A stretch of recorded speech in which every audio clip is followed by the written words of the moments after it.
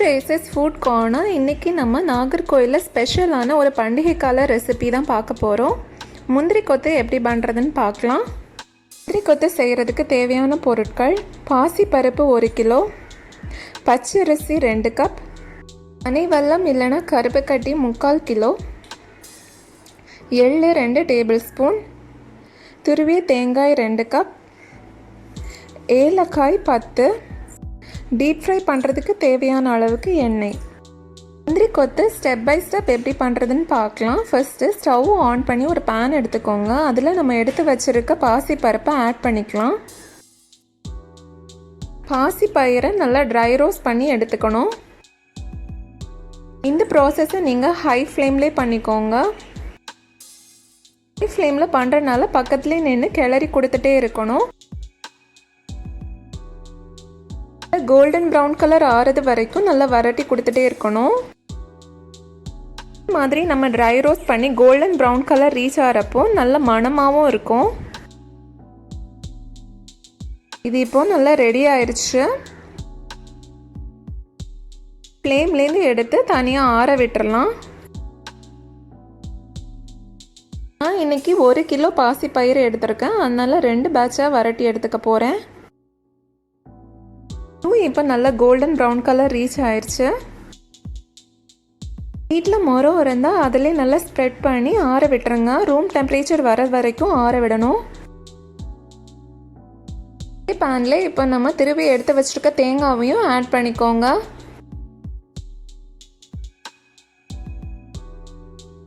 தேங்காவையும் நல்லா dry roast பண்ணி தான் எடுக்க போகிறோம். தேங்காயில் இருக்கிற மாய்ஸ்சர் ஒன்று விடாமல் போயிடணும். அந்த அளவுக்கு நம்ம ட்ரை ரோஸ்ட் பண்ணி எடுக்கணும்.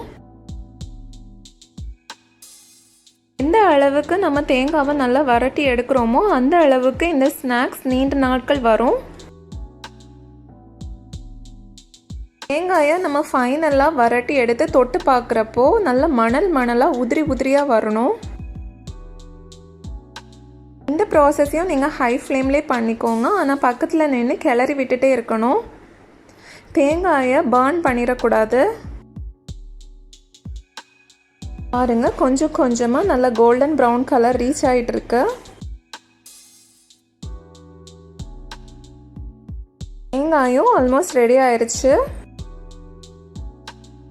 இதையும் இப்போ நம்ம ஃப்ளேம்லேருந்து எடுத்து ஆற விடணும். ஒரு பிளேட்டில் கொட்டி ரூம் டெம்பரேச்சருக்கு வரது வரைக்கும் ஆற விட்டுருங்க. தேங்காய் நல்லா மணலாக உதிரி மாதிரி வந்திருக்கு. சூப்பராக வந்திருக்கு.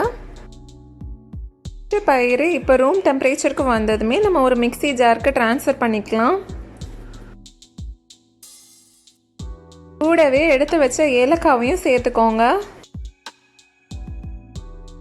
தண்ணி எதுவும் சேர்க்காம பவுடராக அரைச்சி எடுத்துக்க போகிறோம். 90% அளவுக்கு ஃபைன் பவுடராக வரது வரைக்கும் அரைச்சி எடுத்துக்கோங்க. இந்த பவுடரை நம்ம ஒரு அகலமான பாத்திரத்துக்கு ட்ரான்ஸ்ஃபர் பண்ணிக்கலாம். இது கூடவே நம்ம ட்ரை ரோஸ்ட் பண்ணி எடுத்து வச்சுருக்க தேங்காவையும் சேர்த்துக்கோங்க. தேங்காவை நம்ம அரைக்க போகிறதில்ல, அப்படியே முழுசாக தான் சேர்த்துக்க போகிறோம்.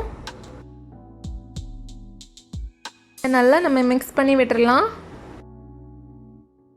நாகர்கோயிலில் முந்திரி கொத்து ஒரு ட்ரெடிஷ்னல் ரெசிபின்னு தான் சொல்லணும். தீபாவளி, கிறிஸ்மஸ் மாதிரி எல்லா பண்டிகையிலையும் நாங்கள் இதை செஞ்சுப்போம். இது கூடவே 2 டேபிள் ஸ்பூன் அளவுக்கு கருப்பு எள்ளை சேர்த்துக்கோங்க. சேர்த்துட்டு இதை நல்லா மிக்ஸ் பண்ணி விட்டுடலாம். இல்லை, இப்போ நம்ம கருப்பட்டி பாகு சேர்த்துக்கணும். அதுக்காக கருப்பட்டி பாகு ரெடி பண்ணிடலாம். ஸ்டவ் ஆன் பண்ணி ஒரு பேன் எடுத்து அதில் நான் சொன்ன அளவுக்கு கருப்பு கட்டியை சேர்த்துக்கோங்க. இல்லை, 1 கப் அளவுக்கு தண்ணி சேர்த்துக்கணும். ஹை ஃப்ளேம்லேயே கருப்பட்டியை நல்லா மெல்ட்டாக விட்டுருங்க. இடையில் அப்பப்போ மிக்ஸ் பண்ணி விட்டுருங்க. கம்பி பதம் வர அளவுக்கு வெயிட் பண்ணணும்னு இல்லை, ஜஸ்ட் கருப்பட்டியை நல்லா மெல்ட் பண்ணி எடுத்தால் போதும். பாருங்க, நல்லா கொதி விட்டு மெல்ட் ஆக ஆரம்பிச்சிருச்சு. முந்திரி கொத்துக்கு நம்ம நார்மலாக வெல்லம் சேர்க்காம கருப்பட்டி சேர்க்க போகிறோம். கருப்பட்டி ரொம்ப ஹெல்த்தியும் ரொம்ப டேஸ்டியும் கூட இந்த ரெசிபிக்கு. சைடில் ஒதுங்கி இருக்கிறதெல்லாம் நல்லா ஸ்க்ராப் பண்ணி உள்ளே எடுத்துக்கணும். கருப்பட்டி பாகு ரெடி ஆயிடுச்சு. ஃப்ளேம்லேருந்து எடுத்துக்கலாம். இப்போது கருப்பட்டி பாகை ஸ்ட்ரெயின் பண்ணி நம்ம ரெடி பண்ணி எடுத்து வச்சுருக்க மிக்சரில் ஆட் பண்ணிக்கோங்க. இந்த மாதிரி நம்ம ஸ்ட்ரெயின் பண்ணி எடுக்கிறதுனால தூசு கல் ஏதாவது இருந்தால் கூட போயிடும்.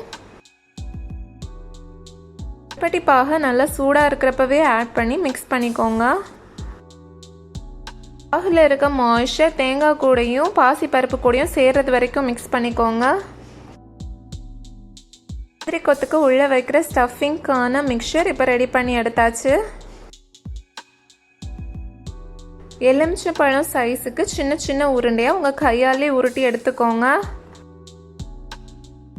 மீதம் இருக்கிற இந்த மிக்சர்லேயும் எல்லா உருண்டையும் உருட்டி எடுத்துக்கலாம்.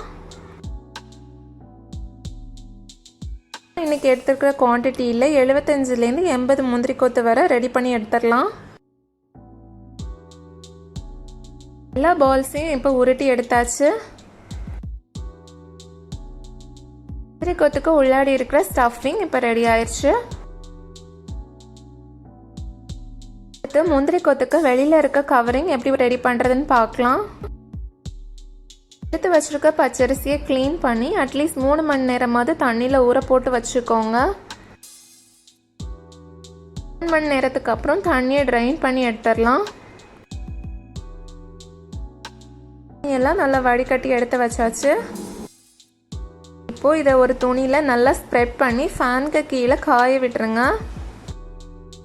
ப்ரெஷர் ஒரு 85% போகிற அளவுக்கு நல்லா ட்ரை பண்ணி எடுத்துக்கணும். பச்சரிசி ட்ரை ஆனதுமே நம்ம இதை ஒரு மிக்ஸி ஜாருக்கு ட்ரான்ஸ்ஃபர் பண்ணிக்கலாம். தண்ணி எதுவும் சேர்க்காம நல்லா ஃபைன் பவுடராக அரைச்சி எடுத்துக்கோங்க. அரைச்சி எடுத்த இந்த பவுடரை இடியப்பம்க்கு யூஸ் பண்ணுற சல்லடையில் போட்டு நல்லா சலிச்சு எடுத்துக்கோங்க. நல்லா ஃபைன் பவுடராக இதை ரெடி பண்ணி எடுத்தாச்சு. இப்போ இதை பவுலில் சேர்த்துக்கலாம். நல்லா எல்லோயிஷ் கலர் கிடைக்கிறதுக்காக 2 டீஸ்பூன் அளவுக்கு மஞ்சள் பொடி சேர்த்துக்கலாம். கூடவே கொஞ்சம் கொஞ்சமாக தண்ணி ஆட் பண்ணி நல்லா மிக்ஸ் பண்ணி எடுத்துக்கோங்க. தோசை மாவு ரெடி பண்ணுற மாதிரி நல்லா மிக்ஸ் பண்ணி எடுத்துக்கணும். இப்போது டிப் பேஸ்ட்டும் நம்ம ரெடி பண்ணி எடுத்தாச்சு. ஆனால் இடையில நம்ம கலக்கி விட்டுக்கணும், ஏன்னா இது அடியில் போய் தங்கிரும். ஸ்டவ்வை ஆன் பண்ணி ஒரு கடாயில் டீப் ஃப்ரை பண்ணுற அளவுக்கு எண்ணெய் சேர்த்துக்கோங்க.